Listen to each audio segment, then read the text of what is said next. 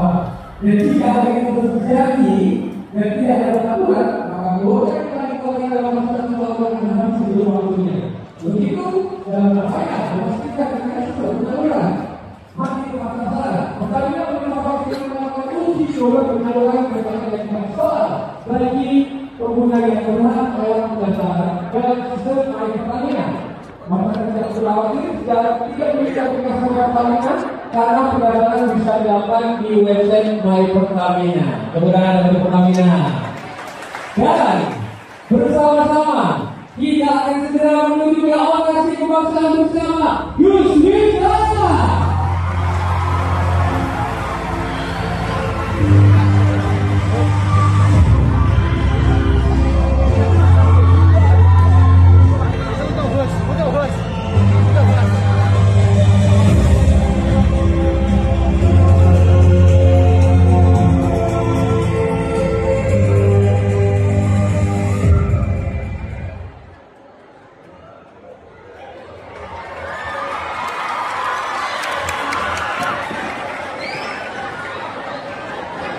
Sudah siap ya kepada Wali Kota Surakarta, Mas Gibran Raka Buming Raka.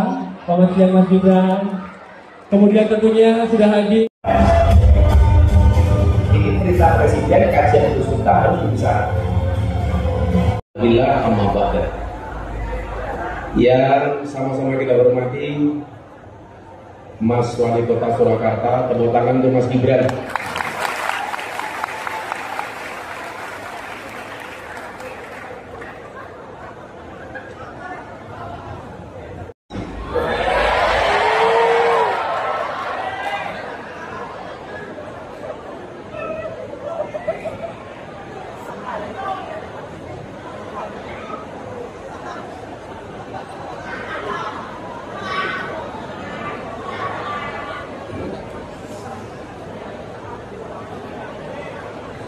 Dan saya berusaha keren.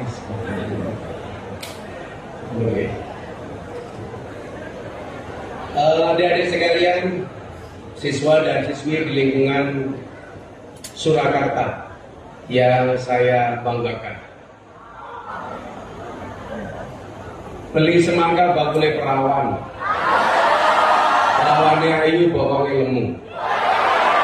Anak-anak Surakarta yang cantik dan tampan, izinkan Gus Miftah mengucapkan I love you.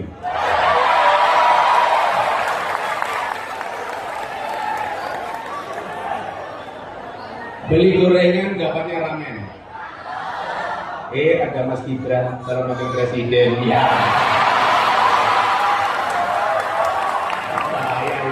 Orang bahaya. Adik-adik sekalian, saya terima kasih kepada Mas Wali yang memberikan kesempatan saya untuk berbincang-bincang dengan adik-adik di Surakarta. Tentunya ini sebuah kebahagiaan bagi saya bisa ketemu langsung dengan adik-adik di Surakarta. Tentunya lebih bahagia lagi karena kita dalam momentum kemerdekaan Republik Indonesia. Adik-adik sekalian, orang sukses itu memahami proses, sementara orang gagal itu banyak protes. Kita bisa banyak belajar dari kesuksesan banyak orang. Seumpamanya kita hari ini di hadapan kita ada Mas Gibran, kita belajar dari kesuksesan beliau. Satu hal yang kemudian perlu saya sampaikan, ketika melihat orang sukses, tolong jangan dilihat kesuksesannya, tapi lihatlah prosesnya. Karena orang sukses itu melalui banyak proses, bukan melalui banyak protes. Itulah alasan kenapa keringat itu asin. Kenapa? Karena dalam perjuangan nggak ada yang manis. Nah, untuk mendapatkan kesuksesan itu dibutuhkan optimisme, keyakinan, percaya diri. Jangan sampai pelajar ini menjadi pelajar yang underestimate. Kalau bahasanya anak-anak Gen Z itu apa? Insecure terhadap kemampuan yang dimiliki. Saya meyakini di balik segala kekurangan pasti ada kelebihan, betul? Dan di setiap kelebihan pasti ada kembalian. Jujur, susuk. Nah, bangsa Indonesia dari awal kemerdekaannya mengajarkan kepada kita untuk menjadi pribadi yang optimis, pribadi yang percaya diri untuk menatap masa depan. Itu pula kemudian yang adik-adik bisa lihat bagaimana kemudian dulu para pahlawan begitu percaya diri untuk membawa bangsa ini menjadi bangsa yang besar. Kenapa? Karena optimis. Apa bedanya orang optimis sama pesimis? Yang bisa jawab tak kasih waktu. Nanti di akhir sesi kita akan tanya jawab. Nanti Anda bertanya, saya jawab, saya kasih uang, saya kasih kaos. Ini saya mau tanya dulu, apa bedanya orang optimis sama yang pesimis? Siapa yang mau jawab? Siswa, siswi, siapa yang mau jawab? Oh, gini baik.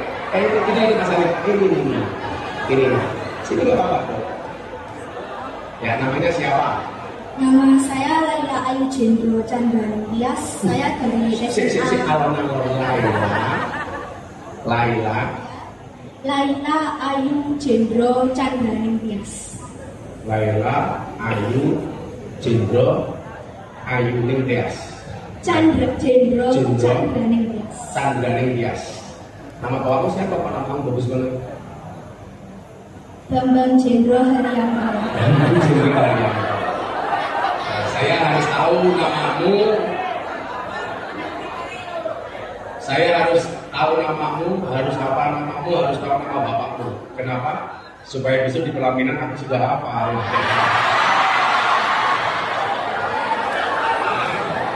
Panggilannya Laila, ayo Kak Jendro. Panggilan saya kalau di sekolah biasanya dipanggil Ayu atau lain. Kalau di sekolah Ayu, kalau di rumah ganteng gitu. Mbak Ayu dari SMA mana? Saya dari SMA Negeri 9 Surakarta. Negeri 9 Surakarta. Cita-citanya pengen jadi apa Mbak Ayu? Sekolah di STIN, Sekolah Tinggi Intelijen Negara. Ini para calon suami hati-hati. Kalau punya istri intelijen, HP-mu tidak diawasi. Apa bedanya optimisme sama pesimis? Bedanya orang optimis sama pesimis menurut Mbak Ayu apa? Kalau kita optimis, kita percaya sama hasil yang kita lakukan. Kita percaya dengan hasil yang kita lakukan, tidak meremehkan potensi diri apa yang kita tidak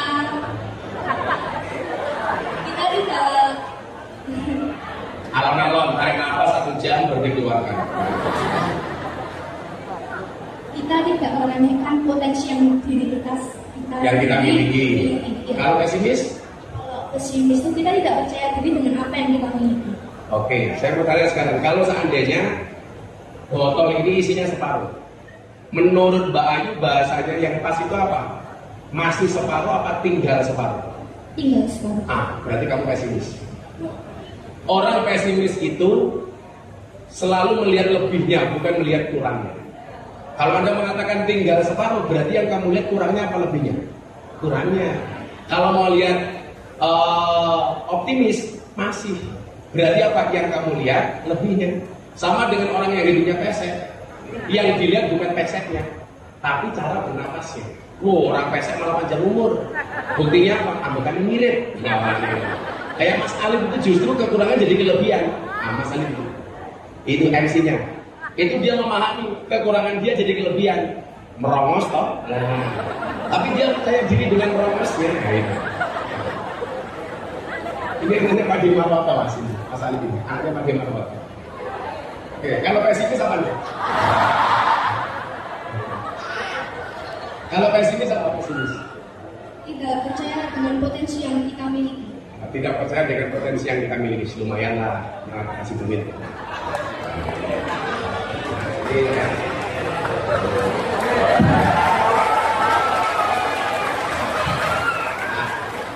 Ini begini. Nanti di akhir sesi kamu tanya, tak jawab, tak kasih uang. Apa pesimis? Orang optimis itu melihat peluang dalam masalah.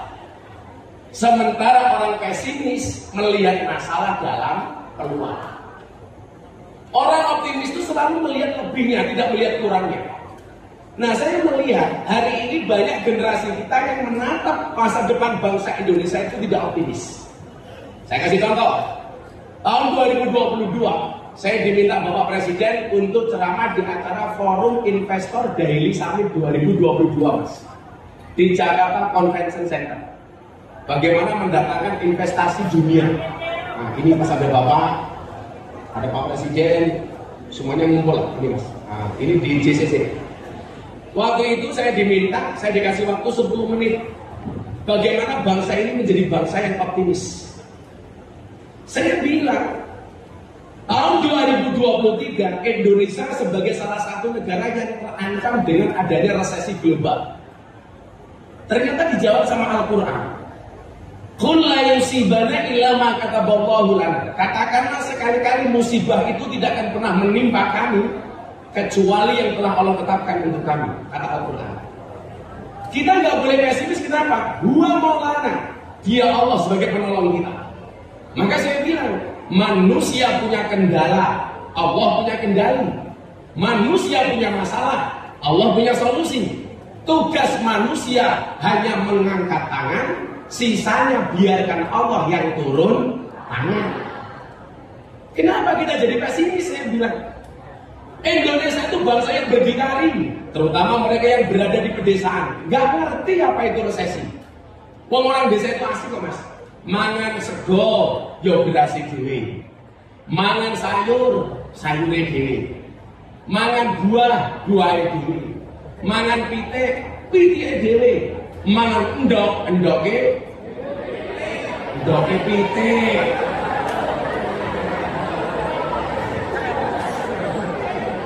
Sekarang kita TikTok Mas, apa viral? Ngomong sakit viral. Berbahaya tak viral? Ngomong cuak viral.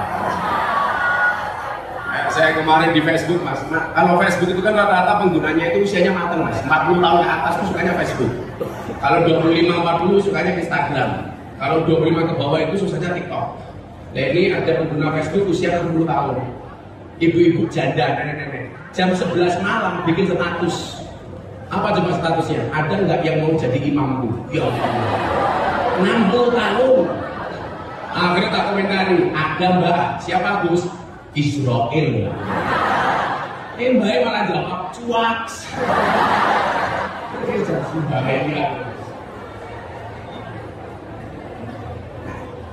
Saya bilang, Anda banyak buaya. Apa yang harus Anda lakukan? Minta tolong sama buaya, jangan memilih. Minta tolong sama buaya. Bayangkan Anda naik perahu, perahunya bocor di tengah sungai, samping perahu itu banyak buaya. Apa yang harus Anda lakukan? Berenang, itu tangan boyo, bro. Berdoa, terus api, kamu berarti religius banget. Gitu. Kalau begitu rampung, kowe ndonga, boyone melu ndonga. Apa ndonga? Kamu ndonga, ya Allah Tuhan lindungi saya. Boyone juga langsung ndonga, Allahumma barik lana. Boyone ndonga nguntal awakku. Bayangkan kalau Anda naik perahu di tengah sungai, kemudian perahunya bocor. Di samping perahu itu banyak buaya. Apa yang harus kamu lakukan? Yang harus kamu lakukan hanya satu, apa? Berhenti membayangkan. Kan saya bilang tadi apa? Bayangkan. Solusinya apa? Berhenti membayangkan. Kita itu nggak bisa besar, kenapa? Karena selalu saja takut dengan bayangan-bayangan masa depan. Maka quote-nya Gus Miftah apa? Saya bilang, bayangan itu adalah ilusi buruk tentang masa depan. Daripada kita buang-buang waktu untuk membayangkan sesuatu yang belum terjadi, mending kita mempersiapkan diri untuk menghadapi. Kita sering takut, Mas. Saya terlahir sebagai orang miskin. Saya terlahir sebagai orang desa. Saya terlahir nggak punya apa-apa. Sekarang orang kecil punya harapan jadi orang besar. Dulu siapa yang ngira Pak Jokowi bisa jadi presiden? Dan ternyata orang Solo bisa membuktikan itu. Bahwa orang biasa juga bisa menjadi seorang presiden.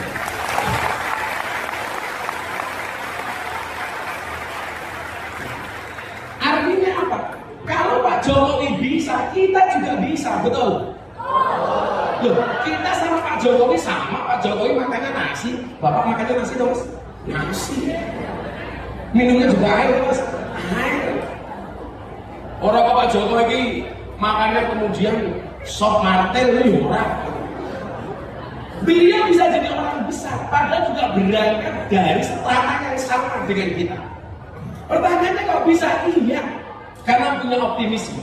Nah, kita hari ini hadir di era medsos. Nah, kalau dulu zaman saya viral pertama kali itu jadi orang viral masih susah. Kalau sekarang apa-apa viral, ngomong sakit capek viral itu sulit. Dibagian sulit viral. Coba, apa tuh saya kira viral ini? Wow. Dulu zaman saya susah, Mas. Saya itu dulu viral pertama kali itu tahun 2018 pas saya ngaji di klub malam di lokalisasi. Oh jelas. Oh mana? Kalau Mas Gibran jangan lihat Mas Gibran. Ini 2000 Mas Gibran. Tapi ini Mas Gibran. Ini tahun 2018 di klub malam di Bali. Ini bapak saya ajak sholawatan. Ajak sholawatan. Saya ajak pengajian. Oh, tanjuling emas aneh. Ini di Bali, Mas. Begitu saya pulang langsung viral, trending di mana-mana. Ini viral saya pertama kali. Kalau waktu itu berita kok masuk lambe turah, dijamin itu turah, dijamin itu viral. Karena waktu itu lambe turah betul-betul mencari berita yang bagus. Kalau sekarang saya pikir beda. Viral. Ini dilarang, Mas. 2019 saya viral lagi. Apa waktu itu? Masuk Islamnya Deddy Corbuzier di pondok pesantren, Mas. Datang ke pondok saya. Nah ini momen itu Mas Deddy Corbuzier datang ke pondok 2019.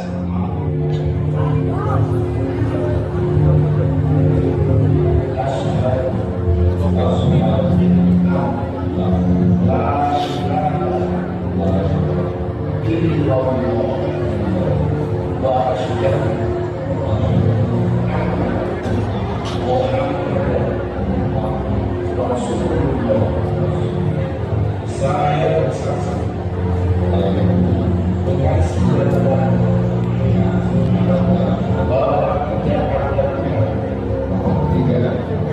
suatu pokok dan saya bersaksi sebenarnya bahwa ada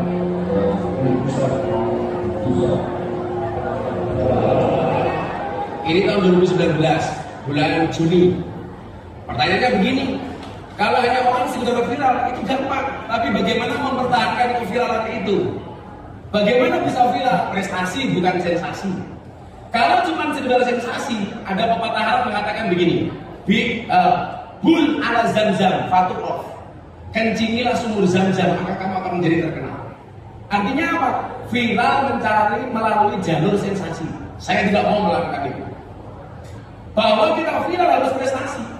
Saya dikenal banyak orang, mengislamkan banyak orang, tapi saya dikenal sebagai tokoh yang toleran.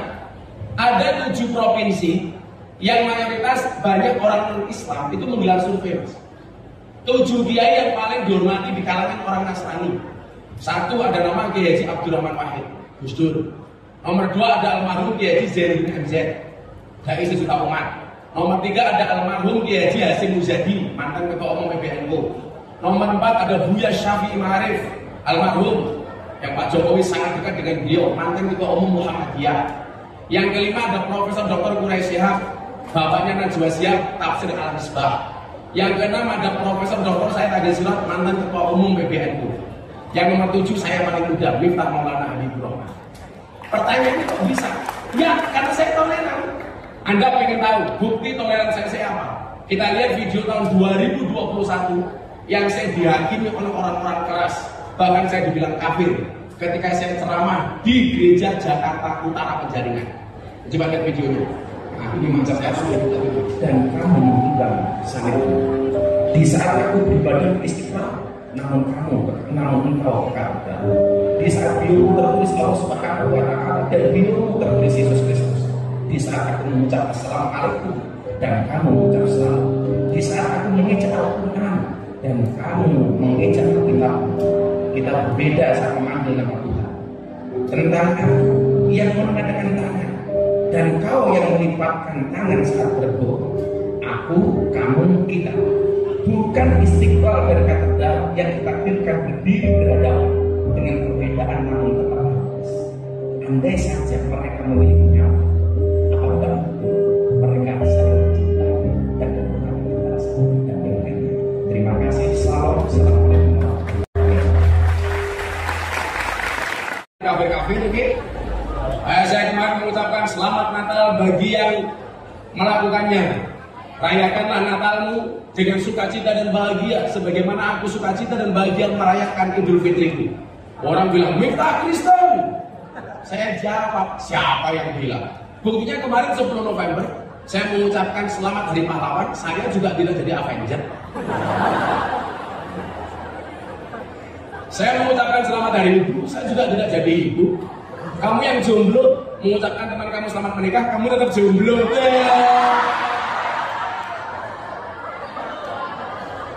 Cuaks. Kamu yang jomblo, santai saja mas. Akan datang satu saat kamu akan dipertemukan dengan orang yang tepat, yang kedatangannya untuk menetap bukan karena nafsu sesaat.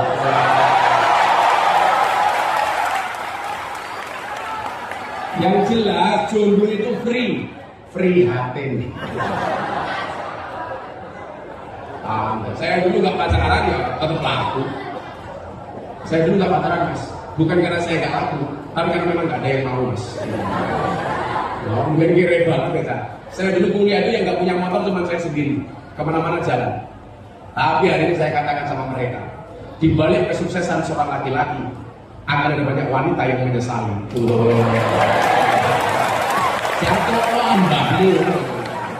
Nah Mas Gibran ini beda. Di balik kesuksesan seorang suami ada doa dari seorang istri. Itu artinya apa? Semakin banyak istri, semakin banyak yang mendoakan. Karena bahaya. Aman. Wes rasa pacaran dong, santai saja. Betul?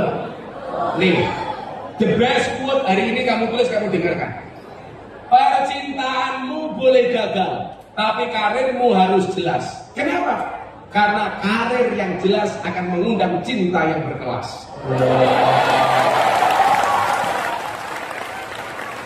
Saya kebetulan bahasa saya begitu mas itu banyak ditulis di bokong truk. Makanya saya kemarin dapat penghargaan sebagai selebritis yang paling banyak wajahnya dilukis di bokong truk. Ada 350 truk lah, mungkin kayak gitu mas. Kayak gitu. Nanti ada yang paling menjijikan. Mobil tangki sudah WC, kurang ajar. Bisa. Ada mobil tangki sudah WC gambar saya. Turunnya apa? Silitmu adalah rezekiku.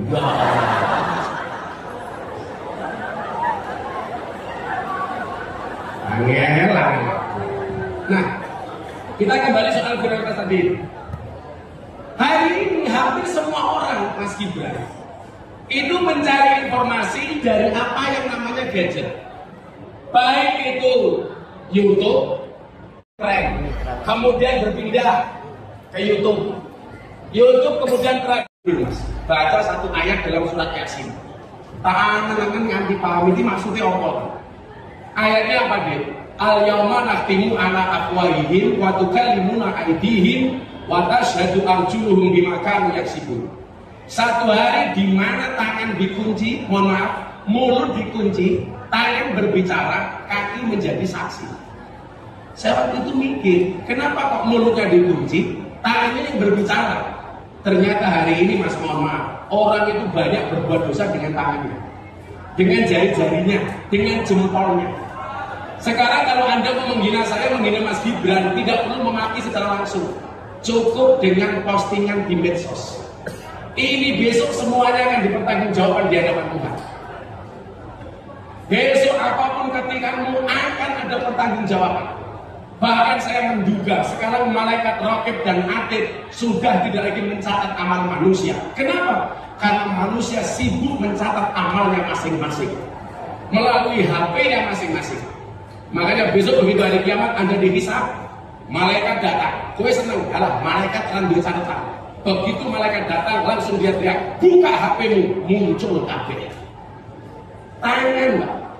Nah, jeleknya kemudian apa? Karena begitu gampang kita mendapatkan informasi, kita sering mendapatkan informasi yang salah melalui ujaran-ujaran kebencian yang tidak bisa dipertanggungjawabkan kebenarannya, tetapi kita ikuti. Maka disitulah kemudian muncul paham namanya radikal.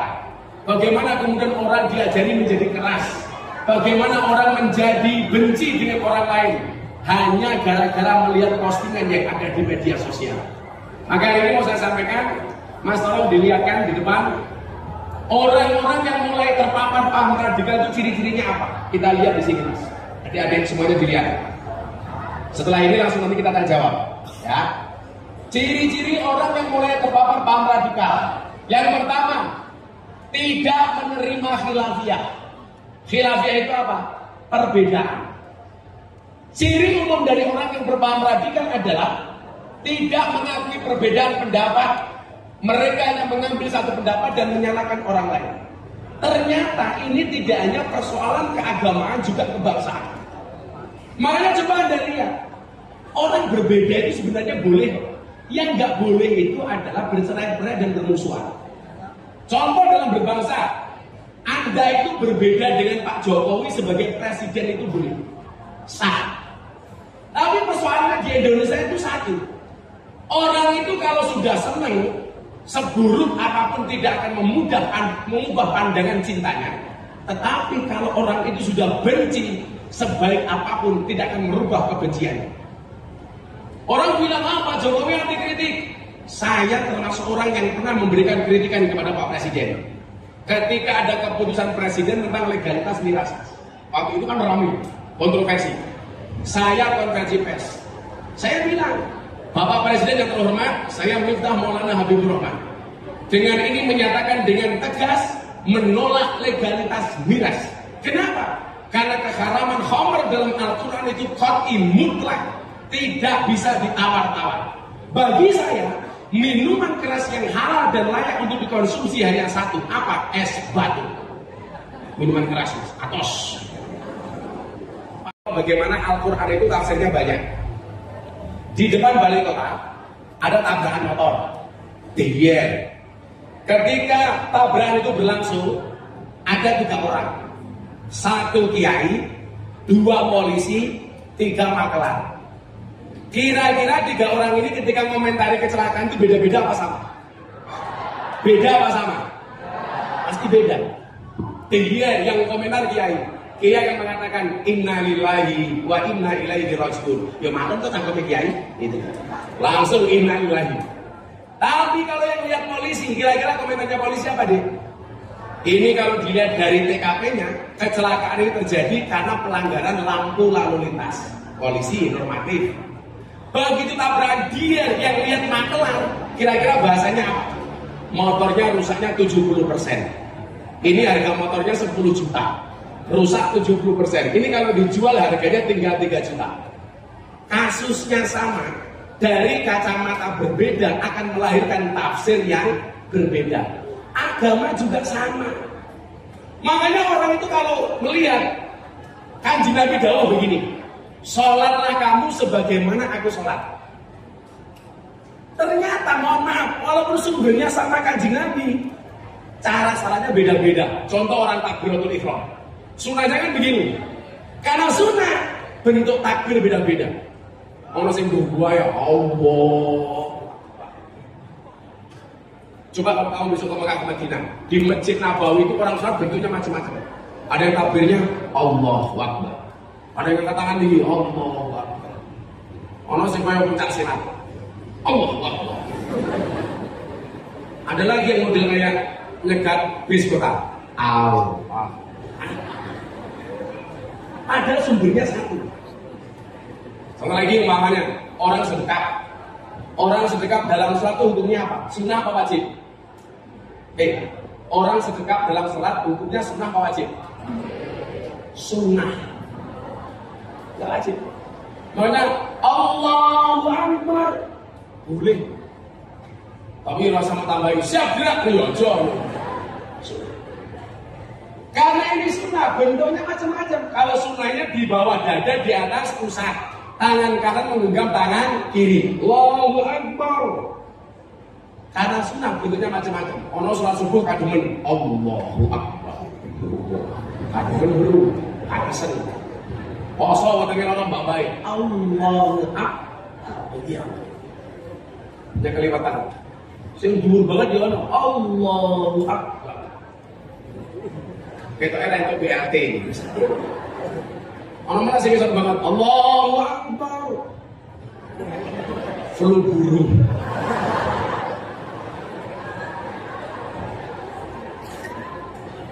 Tahiyat itu mas. Akan ada dulu ya. Tahiyat itu loh. Kamu pernah lihat di orang tahiyat bentuknya macam-macam. Ono sing ngene, ono sing ngene-ngene, ono sing ngene-ngene ya. Ternyata imam madhab 4 yang masyhur itu beda-beda nih. Imam Syafi'i, asyhadu alla ilaha illallah, sampai rampung. Fil alamina innaka hamidum majid. Baru assalamualaikum, assalamualaikum. Kalau Imam Hanafi cuma sekali tok, asyhadu alla ilaha illallah. Wis ora ngetek meneh. Ngomongin moten aja. Asyhadu alla ilaha illallah wis takut. Kalau Imam Hambali setiap ketemu kalimat Allah telunjuknya goyang. At-tahiyatul barakatuh shalawatu thayyibatulillah assalamualaikum ya nabi wa rahmatullah assalamualaikum warahmatullah asyhadu alla ilaha illallah. Ketemu Allah towing. Itu Imam Hambali. Kalau Imam Maliki dari awal sampai akhir tangannya bergerak nggak berhenti. At-tahiyatul barakatuh shalawatu thayyibatulillah assalamualaikum ya nabi wa. Benar semua Gus, benar. Kalau Gus minta bagaimana? Saya pakai Syafi'i, asyhadu alla ilaha illallah sampai takut. Anda mau pakai Syafi'i begini boleh? Mau pakai Hanafi begini boleh? Mau pakai Hambali begini boleh? Mau pakai Maliki begini boleh? Ya nggak boleh, begini, ini nggak boleh. Kita pakai model apa?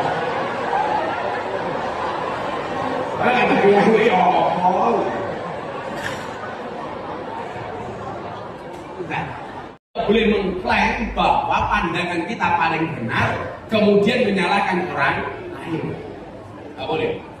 Kalau NU dan Muhammadiyah itu kemarin pas saya terakhir ceramah di hadapan Bapak itu forum silaturahim ketua umum parpol, saya bilang pas ada Pak Jokowi, ada Pak Prabowo, ada Cak Imin, ada Pak Erlangga, ada Pak Zulkifli Hasan, saya bilang apa bedanya NU dan Muhammadiyah? Bedanya satu. Kalau anaknya Kiai NU itu dipanggil Gus, kalau anaknya Kiai Muhammadiyah dipanggil guys. NU Gus, Muhammadiyah guys. Aduh, perbedaan. Hai guys. Kemudian yang kedua, ini mau gambarin. Ini tidak punya dasar keilmuan. Rata-rata orang radikal itu Tony Boster. Waton muni dobosnya banter. Becak tanpa P, waton jeplak tanpa mikir. Bang becak tanpa pelek, waton jeplak yang gurutak. Jarkoni bisa ngajar bisa ngelakoni. Gajah dibelangkoni. Orang seger. Gede das. Gak punya dasar keilmuan. Lanjut. Kemudian orang radikal itu eksklusif. Ciri lainnya suka eksklusif dalam berkelompok. Cenderung merasa kelompoknya saja yang berada di jalan yang lurus dan merasa paling benar. Ini namanya fanatisme buta. Gak boleh. Tasuk dalam agama ini. Ini eksklusif. Makanya besok ini kita pemilu di Solo Raya harus kondusif. Apapun perbedaan partainya, perbedaan calegnya, perbedaan pilpresnya, tetap harus rukun. Setuju? Gak boleh saling menyalahkan. Gak boleh merasa paling benar. Kemudian yang keempat, ini yang bahaya Mas Gibran. Orang radikal itu anti Pancasila. Kalau kelompok Islam radikal biasanya akan menentang ideologi Pancasila karena dianggap salah dan tidak menerapkan syariat Islam. Contoh, orang yang menganggap Pancasila itu tidak boleh. Ada ustaz yang mengatakan begini Mas, Pancasila, sebut Pancasila bid'ah, orang kafir cinta tanah air, kita cinta Madinah. Ini hati-hati. Orang yang mengatakan Pancasila itu tidak cocok dengan Indonesia, ini jelas orang yang tidak memahami sejarah. Pancasila itu prosesnya panjang. Peran Pancasila itu ikhtiar hebat dari orang-orang terdahulu, dari Van Pates. Kemudian apa? Orang-orang begini tidak mencintai tanah airnya. Selalu saja membangga-banggakan bangsa lain. Madinah hebat, Palestina hebat. Tetapi ketika mencintai Indonesia, dia mengatakan cinta tanah air tidak ada dalilnya. Coba kita lihat sejarah. Nabi Muhammad hijrah dari Mekah ke Madinah. Begitu beliau berangkat dari Mekah, mata beliau menatap kota Mekah dengan mengatakan apa? Wallah, innaki la ahabbul ardi ilayya. Demi Allah, kamu tanah Mekah adalah tanah yang paling aku cintai. Begitu masuk kota Madinah, tangannya dia akan berdoa. Allahumma habib ilayna al-Madinah ka hubbina ila Makkah wa asyhad. Ya Allah ya Rabb, anugerahkanlah aku mencintai kota Madinah sebagaimana aku mencintai kota Makkah. Pertanyaannya begini, kenapa Nabi Muhammad mencintai tanah air? Jawabannya sederhana. Karena Nabi Muhammad lahir di Arab, besar di Arab, hidup di Arab, berjuang di Arab, dan beliau meninggal di Arab serta dimakamkan di tanah Arab. Itulah alasan kenapa Nabi mencintai tanah Arab. Pertanyaannya, kenapa kita mencintai Indonesia? Karena kita lahir di Indonesia, besar di Indonesia, hidup di Indonesia, bekerja di Indonesia, berjuang di Indonesia, mati dimakamkan di Indonesia. Itulah alasan kita mencintai Indonesia. Kamu gak semangat Indonesia? Semangat loh, kamu malah semangat. Itulah alasan kenapa kita mencintai Indonesia. Untuk mencintai Indonesia, kamu tanya dalil. Ketika Palestina dibom sama Israel, kamu bela Palestina tidak nyari dalil. Kan pekok gitu. Untuk mencintai negaramu, kamu cari-cari dalil. Untuk mencintai negara lain, kamu tidak cari dalil.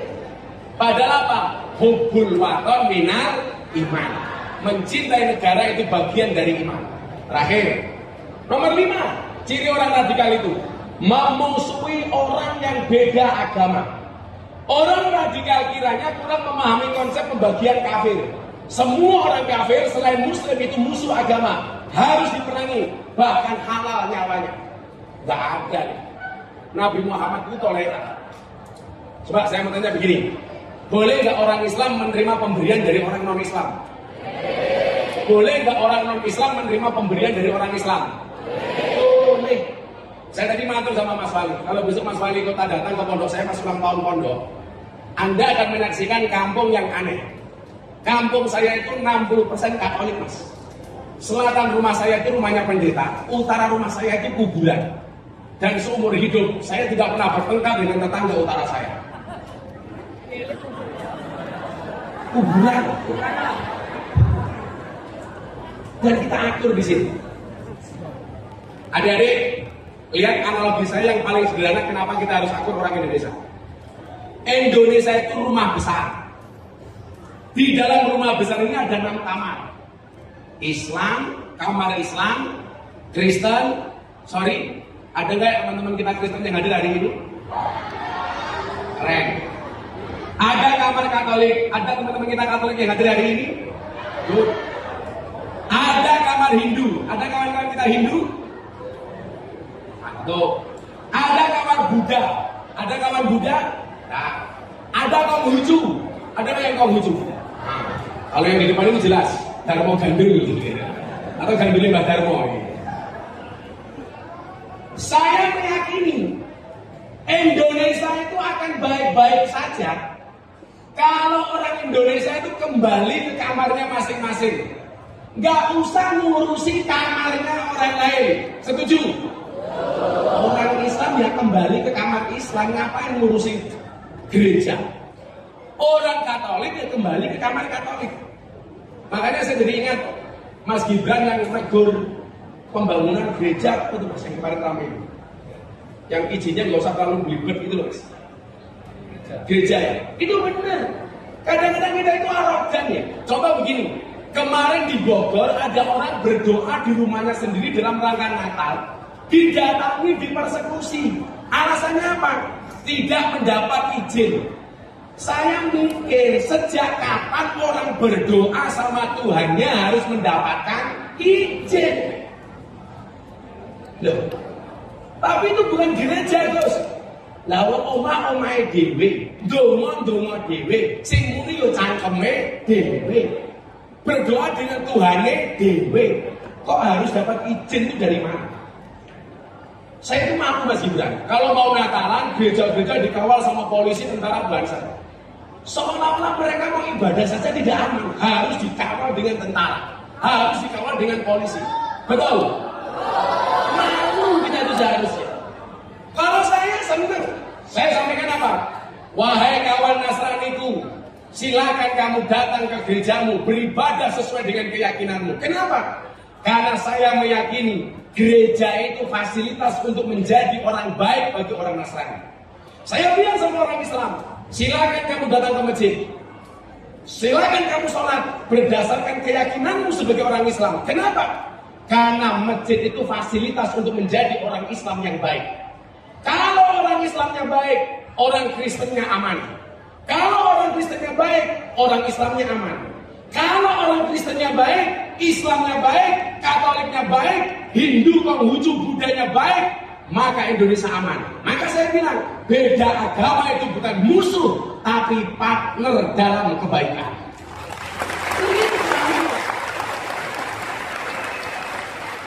Sukses dunia dan akhirat. Lah ya apa? Mbak Modin ya waktu akhirat itu sukses.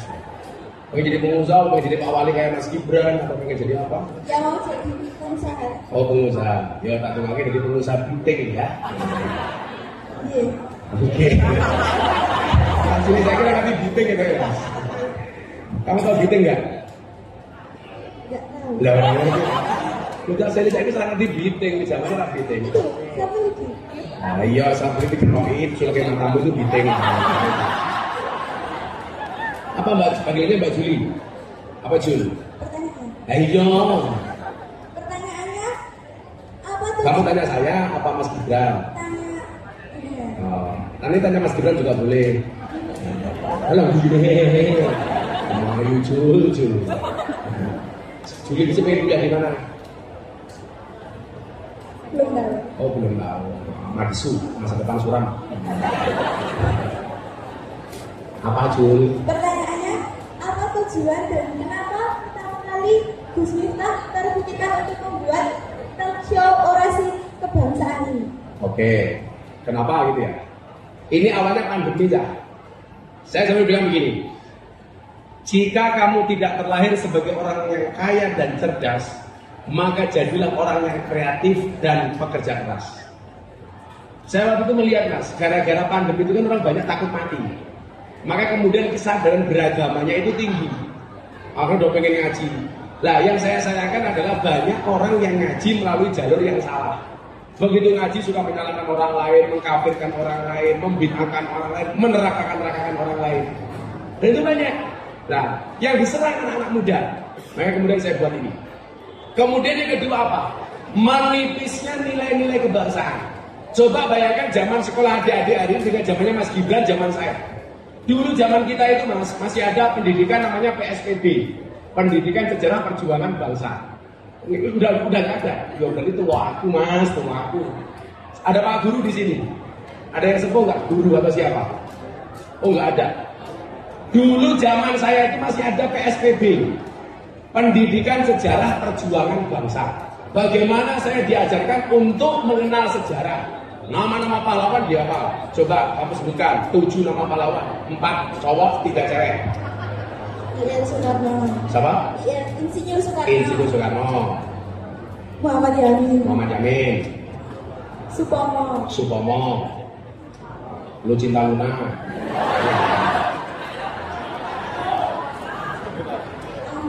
Ahmad Yani. Yang cewek dari sekarang cewek. Raden Soekartini. Cut Nyadin, Cut Mini, Cut Keke, Cut Tari. Lagi. Lagi. Satu Cut Nyadin itu siapa? Cut Mu Kecut gitu, jangan kamu kecut.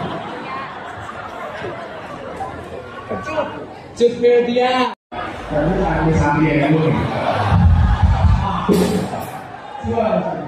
Saya waktu. Jadi rasanya itu, karena semakin mencintai bahasanya, mencintai tanah airnya. Alasan itu. Nah,